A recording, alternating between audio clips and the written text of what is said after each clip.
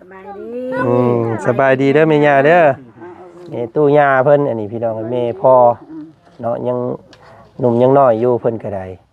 จักปีได้ย่าบ่ฮู้เนาะแต่จักปีเด้พ่อแม่ทำตายไว้เด้บ่จักคิดว่าลูก52นี่เด้เนาะเพิ่นมีจักคนลูกแม่อันน่ะบอกพี่น้องแน่ลูกแม่นี่แม่นอยู่ดียังอยู่เนาะเอาแต่ผู้อันนั่นบ่อันยังอยู่ดีนี่นั่นเดี๋ยวไปก็ถามเลยเนาะโอ้6คนตะกี้น่ะชายถามยิงถามวันนี้ไปเด้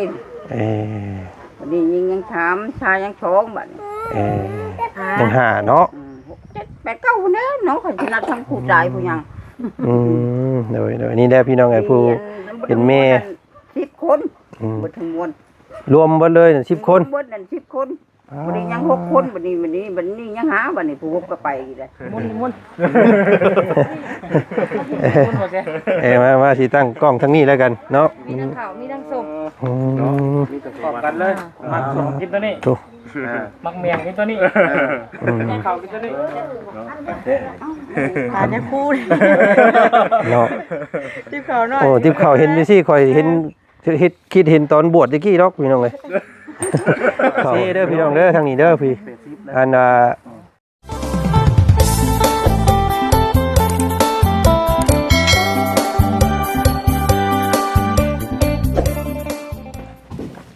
พี่น้องเราทางมื้อนี้ก็ได้เกียรติจากทางเบาแสนเพิ่นพี่น้องพร้อมโดยทีมงานเพิ่นเนาะเบาสาลี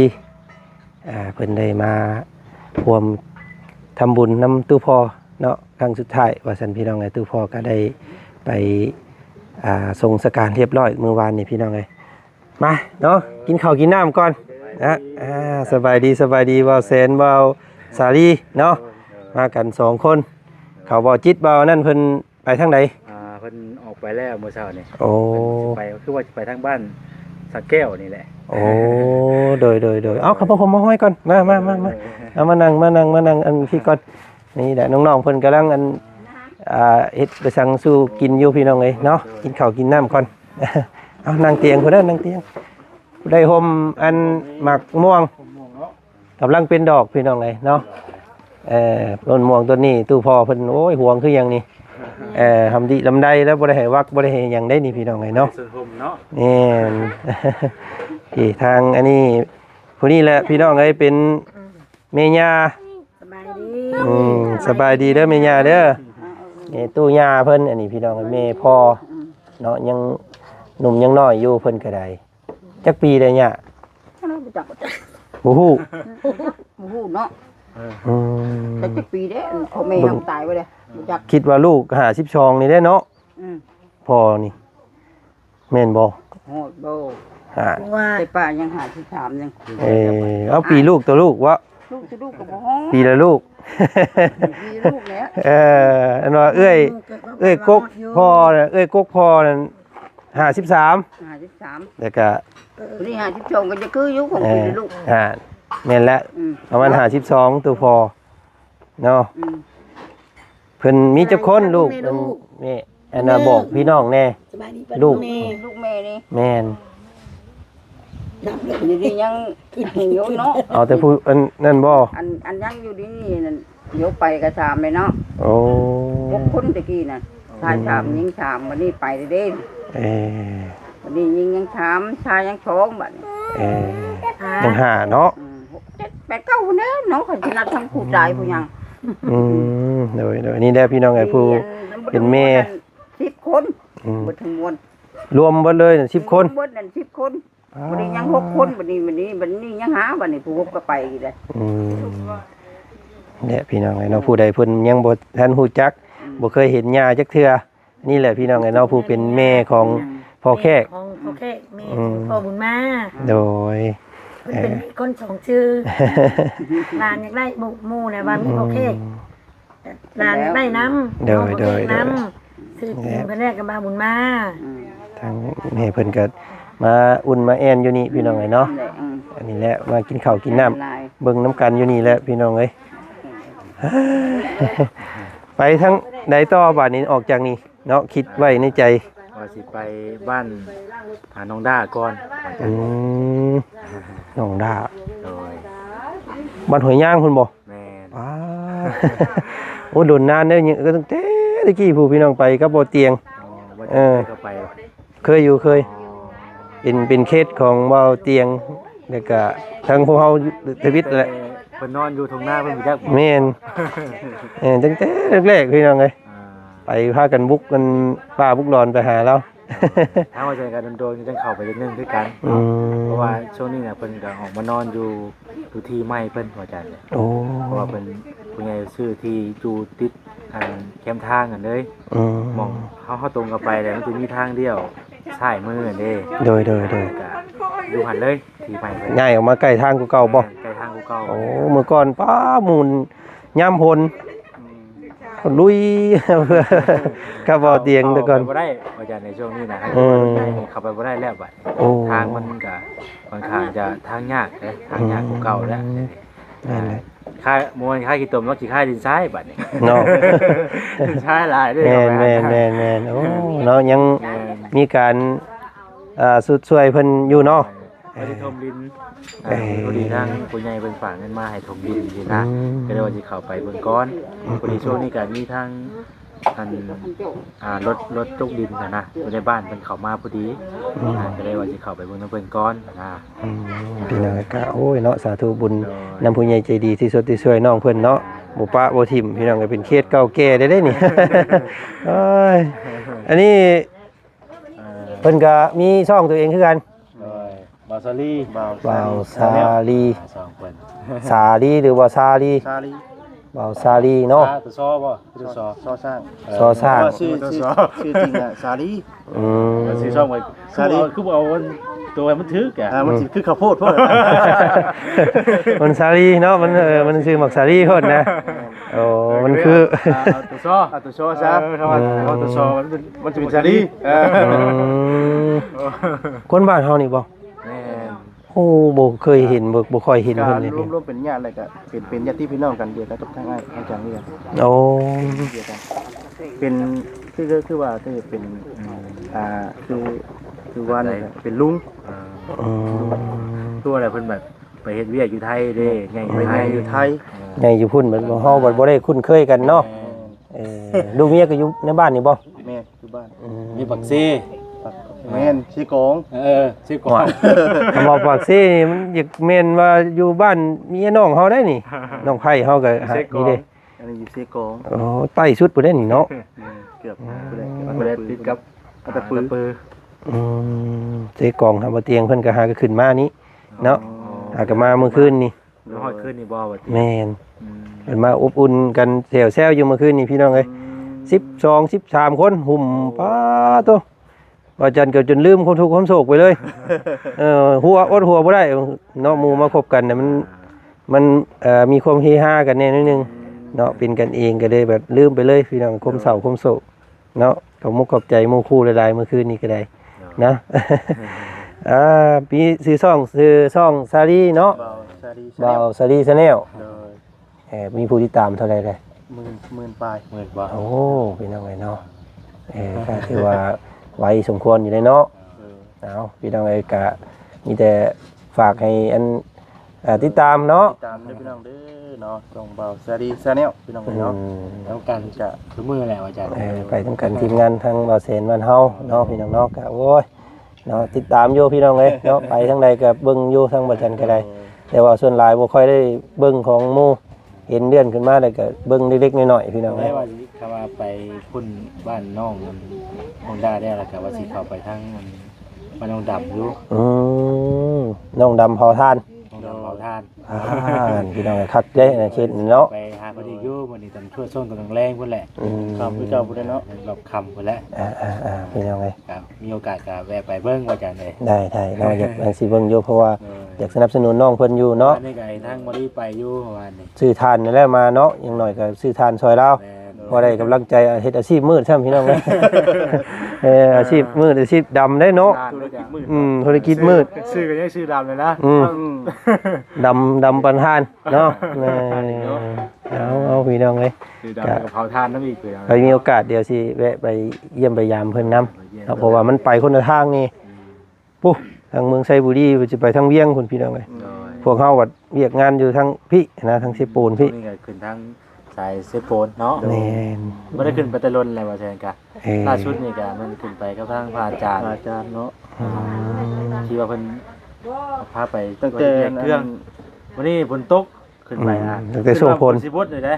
ชื่อเครื่องเต็มรถขึ้นไปจะเอาไปแจกชื่อมาม่าปลากระป๋องนี่แหละตั้งใจว่าสิไปแจกหมู่บ้านน่ะนะตะนางวันนี้รถเมื่อตื่นมาฝนตกบาดนี่ เด็กก็ยังไงซีแล้วน้อง กับซีและน้อง โอ้วัดตะนางนั้นคำฝนตกนี่อยากไปยากเลยมันคำว่าแห้งนี่ออกมาบ่อยากได้เด้แต่เก่า ตกเป็นไปพลอยบาดนี้รถมันตกมันตั้งแต่มันคืนแล้วบาดนี้น้ำมันขึ้นบาดนี้เพราะว่าบ่กล้าเข้าไปน้ำมันสิมีห้วยตัวนึงดอกใหญ่ มันสิเลิกบ่กล้า ๆแน่คำออกมาทันก็แม่นทันคำว่าทันก็แม่นได้ตั้งเข้มนอนเลยซั่นน่ะ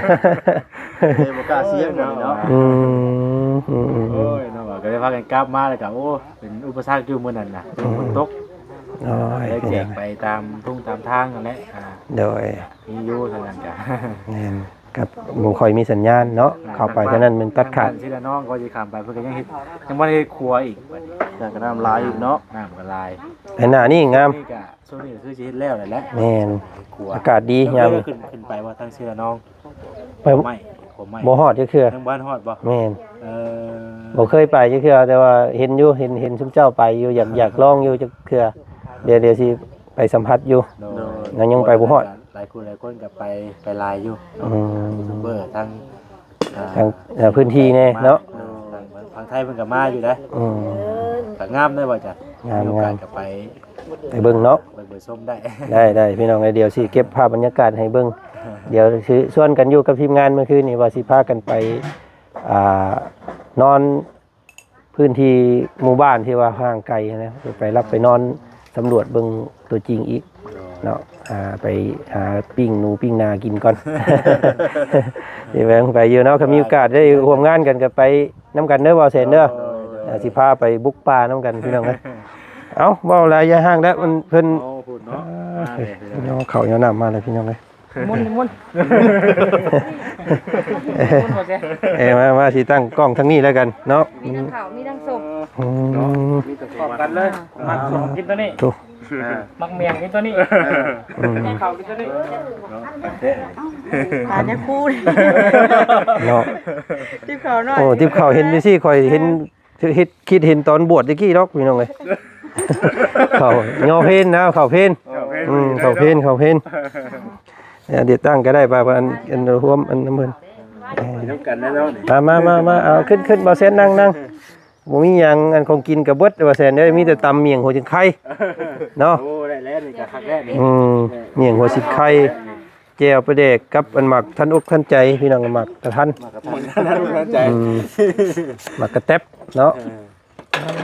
กระเต็บ ซีดไข่กับเบิดพอดีเมื่อวานย่อบ่ได้เดือหยังพี่น้องเอ้ยเนาะของอยู่ของกินแบบว่า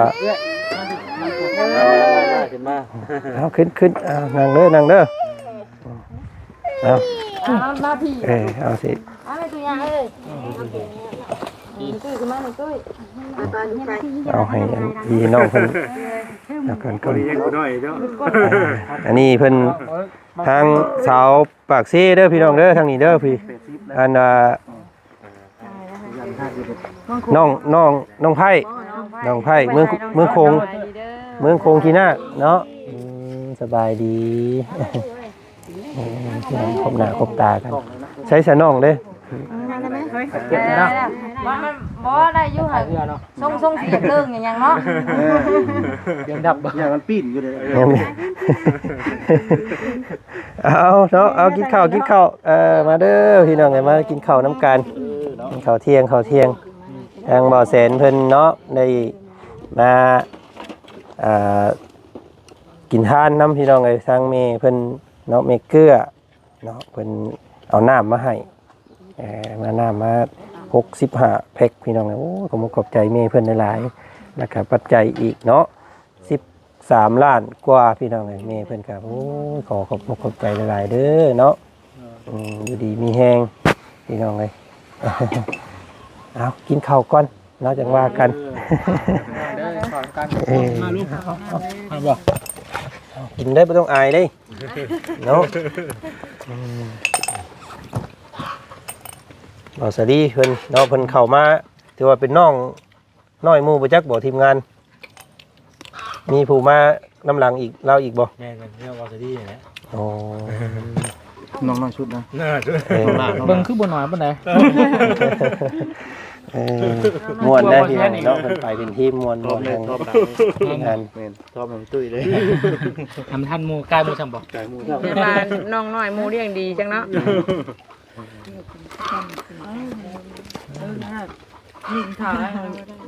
ชมเลยแก้ว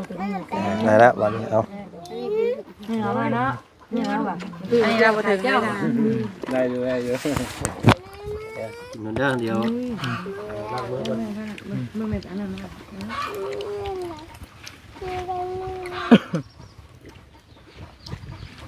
ปกติออกแต่เช้าว่าเพิ่นหรือออกสวยคือแต่เช้าไปเนาะ แต่ข้าวมุ้งปีนี้จะพาทั้งแม่นุ่นไปซื้อเครื่อง สวยเนี่ยเนาะ พอลองเชื่อว่าป้าแสนสิเขามาเฮ้ยเห็นชวนเราอยู่นอกพุ่นว่าไปชวนลองเชื่อเราเห็นเราอยู่นอกเพราะว่าเห็นรถเราออกนอก เอาไปซื้อเครื่องนั่นนี่แน่เลยรวยเอ้า เห็นเรานั่นจักเราบ่มาจักว่าพอลองเชื่อ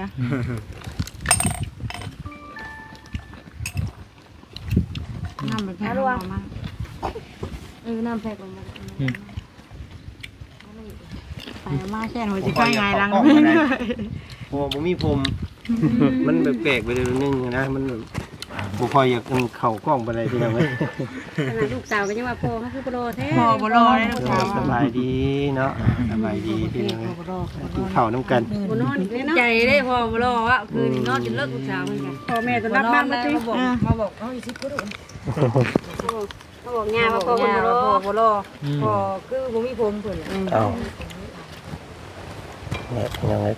สิ้นไข่กับเบิดแต่เมื่อวานนี้พอดีเนาะหยุกยอบ่ได้ให้เดือหยังเลยเมื่อวานนี้พี่น้องเอ้ยสิ้นโอ้อันนี้ได้แซ่บได้ค่อยกินแต่เก่ามากโอ้สิไข่ทางบ่แซ่บมันซึงอยู่บ่เหงื่อแล้วบ่แซ่บเนาะ โดย เป็นมือสั่นมือยาวเอา ยาวเอาเนาะที่มันพูดว่าหมกจับเนาะ มันถามอยู่ คนจะมาตัวนี้เลยนะ คอมเมนต์ในช่องแม่น้องนิ้ว เห็นช่องเขาปลาลุงเพิ่นถามอยู่เป็นยังคือมันกระแทบหางเคยได้ยินบ่ บางคน เฮ้ยให้บ่าวถ้าที่กินถ้าเบิ่งมันขี่มา มานี่บางคนเอื้นมาตัวนี้ก็มีได้ แม่นบังเอิญบังเอิญ แก่อัน บ้านคอยหาหมกตัวแห่ ไปหากับห้องกันแทบ ปากกระเจ็บนี่มันเป็น จักกับว่า นั่นแหละได้เขาตอบได้ มันมีเสียงพี่น้องเอ้ย ครับเนาะ มันมีเสียงแล้วก็พากันเอิ้น เราไปจ้างเพื่อนอธิบายเลยเราก็ได้ให้เสียงมัน เฉพาะชาวบ้านโคกเนาะบ้านโคกนี่ปากกระเจ็บจะเกือบคู่คนเนาะบ้านโคกใหญ่เฮาบ่ฮู้ว่าคงเขตอื่นเพิ่นมักตัวแฮอยู่ฝั่งไทยเพิ่นก็เอิ้นมักตัวแฮคือกันเนาะ บางทีบังเอิญแบบเดียวกับเขาบางบอล แต่ก่อนเราเคยไปงานครับอันคนอยู่บอกแค่เนี้ยก็มากระแทบเป็นหมูเนี่ยมากระแทบคนละเป็นไรบ้างเขาไม่ใช่แบบนี้เนาะ แบบนี้มันหาบ้านเจ้าเลยจ้ะงั้นทางสารวัตรเพิ่น ทางบ่แม่นมักเฮ ยิ่งมีทั้งบ้านไหนเนาะ ทางใต้วะ บ้าน ตัว เขา แห้ง เนาะ กัน มักตัวแฮ ตัวแห่เลย ตัวแห่ของเราเพราะว่าหมกตัวแห่ เจ้าได้ไหมอ่ะ ตัวแห่ อันนี้มักตัวแฮ ไปไต่ปไหนได้แห่ได้ว่าไต่ลงดุมแห่ไปเลยไต่ลงไปอีกว่าคันว่าไต่จากเราอีกนี่ยันแห่ไปแล้วนี่ ตัวแห้ง ยันไต่ไปเลยว่า ตัว พอ แห่ มาได้กว่านี่บ่ ไต่อันนี้ได้ไต่กลัว นี่เมืองโคงที่หน้า ใช่กอง อันนี้เสกอง ให้ใต้ก็เลย ได้กว่าแล้ว แห่เลย สุดเลยได้เสกอง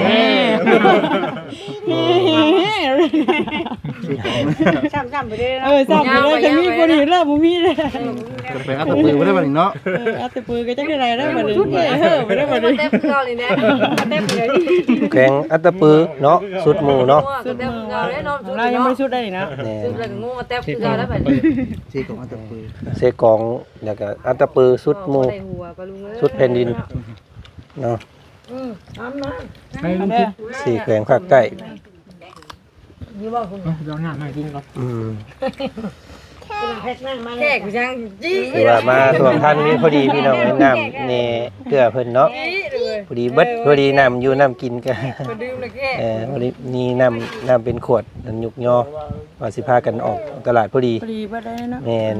คือว่าแม่เพิ่นก็ถือว่าคือเห็นเนาะเบิดน้ำเบิดก็เอามาทงทันเวลาพอดี มันมาเอาประมาณนั้นเลยของตัว อันแรกสิแผ่บุญแผ่ศีลน้ำโยไปเลยเนาะบ่าวแซนแต่ว่ายังบ่ทันฮอดเวลายังพากันทบทวนเรื่องราวค่าใช้จ่ายที่มันเกิดก่อน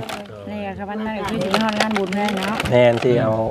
ไว้อัน เพื่อแพงานบุญ เพื่อเพลงงานบุญเพิ่นแหละพี่น้องเอ้ยไว้ประมาณจักเดือนหนึงบ่อยู่อีกจักมื้อก่อนเบิ่งเงินเบิ่งคำก่อนเนาะแม่ ได้ก่อนเนาะ ศึกษาเบิ่งก่อน เขาจะเอาไว้กับคนเฮ็ดได้ เอ เนาะ อผู้คนก่อนเพิ่นก็เบิดเลยเด้ เพิ่นจองเบิดเลย เดือนนึงมีเพิ่นให้มีประมาณ6เนาะบางทีเนาะประมาณ6ถึง4เนาะ อืม แต่ละเดือนนะเฮ็ดบุญ หลายก็หันบ่ได้เนาะ บ่ทันแม่นบ่ได้ อืม แต่ละเดือนนะแม่น4กับ6นี่คือสุดแล้ว6นี่ถ้าเพิ่นเว้านะถ้าเอ้ยไปหาเพิ่น โยเดือนนึงเนาะ6ก็ถือเวลาได้เนาะเดือนนึง มันบ่ทันเด้เวลาเฮาเพมันบ่ทันกัน อืม ก็นี่มันอยากทับกันเนาะก็นี่มันอยากทับกันนะส่วนใหญ่เพิ่นบ่ให้ทับกันเอาล่ะ บ่ดี เป็นยังไงถือปากถือคออยู่บ่ของอยู่ของกิน ให้เอาไปให้นะคือเขาจนแห้งน้ำพัด ลมพัดเด้ แต่บ่อยากแซ่บปานใดแล้วมันเป็นอาหารพื้นบ้านเนี่ยนิดนึงมากระแทบ บ่แซนจากโลกบ่แซนขออยากถาม เรากินข้าวอยู่กระทามโลแล้ว รับสัญญาเลย เราบ่กล้าคืนด้วยคำที่เราเกี่ยวอยู่นะ แต่ชิบบ่ว่าสิดี อ๋อนี่75นี่มัน 80 มันก็สิไม่ได้ว่านี่75หรือว่า73นะ ตะกี้เลยตะกี้เลย กี่ เป็นตัวยังว่ามาแล้วมาส่งกล้วยนะจะมาอันเฮาสั่งซื้อกล้วยจากกี่จะมาส่งอันนี้ไม่ตุ้ยนะยังลงเจ้า ก็คือ จอยกินเนาะเนาะจอย 50 บ่ก็สิบ่ตู้อยู่ติ 52 53เลยนี่นะ แล้วต้นแล้วตอนนี้ แรงหน่อยว่านั่นจังหวัดมันได้นี่นะ อยู่ใกล้กัน เพื่อนกันเฮาสิกันเพิ่นสิกันหน่อยเนาะ จักกัน นี่ก็ร้านนี่ก็ทำร้านแล้วลูกหลานเบิดแล้วถึงแม้เฮาอยู่หมู่เดียวกันว่าไอ้สิว่าบ่เทนน้อยๆป้าโหดเฮาไปโอ้ยได้ดีเนาะเจ้าเนาะหมู่แว้นหมู่เต้น 70ปลายเนาะ แล้วก็เอ้ยเพิ่นผู้เสียนั้นหมู่แก้วอยู่กันแล้ว อันนี้ก็อยู่วัน72 23เนี่ยประมาณนี้นะอันนี้นะ ลูกละ3คนเนาะแท้หมู่แก้วน่ะก็รุ่นเดียวกับเอ้ยเนาะก็ดินนำกันอย่างนี้แต่น้อยบ่หมู่แว้นอันนี้ก็หมู่แว้น อยู่เทพ ทาง หมู่แว้นนี่ก็หมู่เต้ เป็น นกินข้าวกินน้ำก่อนใส่พี่น้องไงเนาะสิโจ๊กไปทำนี้ก่อนเดี๋ยวพาเพิ่นตอนทับเพิ่นเข้าพาน้ำเพิ่นก่อน งานยิบเสื้อผ้า ได้อ้าวพี่น้องไงว่า ข้าวกินน้ำเรียบร้อยบัดนี้ ร้อยเนาะ ขอบใจหลายเนาะขอบใจทั้งวาจา โดยเอาขอขอบใจและทางบาจันกันเลยเนาะอยากขอมุกขอบใจทางบาแสนเนาะแล้วก็อยากขอมุกขอบใจทางเมเกื้อเพิ่นเด้อเนาะที่เพิ่นมาร่วมกินทานน้ำตู้พ่อมื้อนี้เนาะก็เป็นน้ำ65แพ็คกับเงิน13ล้านกว่าพี่น้องไงเนาะโอ้ยเนาะก็สาธุเนาะขอมุกขอบใจเมเกื้อหลายๆที่ยังบ่ลงบ่ลืมลูกๆพี่น้องไงเนาะสดสวยทำบุญมาในรอบนี้ก็ทางบาจันก็จักสิหาคำใดมาขอมุกขอบใจแม่พี่น้องไงเนาะสิได้เก็บเอาเงินคำที่แม่เพิ่นมอบให้นี่แหละเนาะเอาไว้ใส่ใจายในการทำบุญให้พ่อเนาะก็ส่วนมื้อส่วนวันเดี๋ยวลูกสิแจ้งไปอีกทีหนึงเด้อเนาะมีแต่ ดีเนาะว่าเป็นมื้อใดเนาะ แม่นพี่น้องไงเนาะมีแต่ว่ารอบนี้ก็ทางบาจันก็ขอมุกขอบใจขอบพระคุณทางแม่หลายๆเนาะมีแต่ให้ มีแต่ความสุขเนาะสุขกายสบายใจเด้อแม่เด้อเนาะแม่ทานมาสำใดก็ขอให้ไหลขึ้นให้แม่ร้อยเท่าพันเท่าเนาะไปทางใดมาทางใดก็ด้วยความตลอดปลอดภัยเนาะมีโชคมีลาภโชคมานร่ำรวยอายุมันขอนยืนเนาะปราศจากโรคภัยไข้เจ็บเด้อเนาะสาธุผมขอบใจว่าแสนคือกันเนาะว่าแสนเด้อเนาะโชคมานร่ำรวยเนาะมีคนหักคนหอมไปทางใต้ก็มีผู้ซอยเฮือเพิ่นว่าไปทางเหนือก็มีซอยค่ารถค่าล่างเนาะว่าบ่เป็นไปได้ครับก็ได้เนาะเอาเจริญรุ่งเรืองหน้าที่การงานว่าแสนเนาะขอบใจเด้อขอบใจหลายๆเนาะเบิดสุขสุขคนนำแล้วพี่น้องเอ้ยเนาะที่ฮักแพงครอบครัวของบ่จันโดยตลอดมาเนาะขอบคุณขอบใจเนาะจากใจเด้อเดินทางบัดนี้เนาะว่าแสนเนาะจะเดินทางไปเวียกก่อนบัดนี้เด้อและสถานบ่จันก็อยู่นี่แล้วมื้อนี้พี่น้องเอ้ยก็บ่ได้ไปทางใดดอกอุ่นครอบครัวก่อนพังเบิ่งแล้วบุญมืออื่นเป็นมือบุญเนาะบางเทื่อบางมือสิพากันขึ้นเรื่องบ้านน้องบุตรพี่น้องอยู่สิปูนแดนขึ้นจากมือ2 มือก็สิกลับมาอีกเนาะมาอยู่ปีใหม่น้ำครอบครัวบัดนี้มีแผนอยู่ทางใดแน่ทางทีมงานเจ้าเข้าดาวตัวนี้ก็ยังก็อาจจะเป็นมืออาจจะช่วยบ่จิตเพิ่นสิอันเปิดหันใหม่เลยอยู่หั่นจะนั่งอยู่หั่นแหละเสริมฉลองอยู่หั่นเลยอาจจะอยู่หั่นเป็นยังไงครับเป็นยังไงเนาะตรงกับวันเกิดเพิ่นเลยแหละบ่จิตน่ะปีใหม่พอดีวันที่1พอดีเลยก็มาเกิดถึงมื้อถึงวันให้เนาะบ่ตายแต่ว่าโอ้สองคนเพิ่นพร้อมกันเลยเนาะนี่ว่าเอาเดี๋ยวสิไปตูดไปตีนำให้เนาะเนาะเปิดห้านใหม่ใช่เนาะเปิดห้านใหม่แล้วก็วันเกิดอีกเนาะโธ่มี2ชั้นเด้ฉันนี่เนาะบ่ได้เดี๋ยวต้องไปลอยไปจอบไปซ่องมึงแล้วพี่น้องเอ้ยเอายันว่าทางว่าแสนเพิ่นพาไปเวียกไปงานพี่น้องไอ้เนาะยันเดินทางไกลเนาะเอามีแต่โชคดีซะบ่แสนเนาะสบายดีเนาะเอาทางวันจันทร์ก็สิขอจบคลิปพร้อมบ่แสนเลยด้วยกันเนาะพบเจอกันใหม่คลิปหน้าแล้วกันพี่น้องเนาะคลิปนี้ขอบพระคุณทางมีเกลือหลายๆพี่น้องไอ้พร้อมเบิดสุขสุขคนเนาะลาก่อนคลิปนี้สบายดีเด้อไปพี่น้องเอ้ย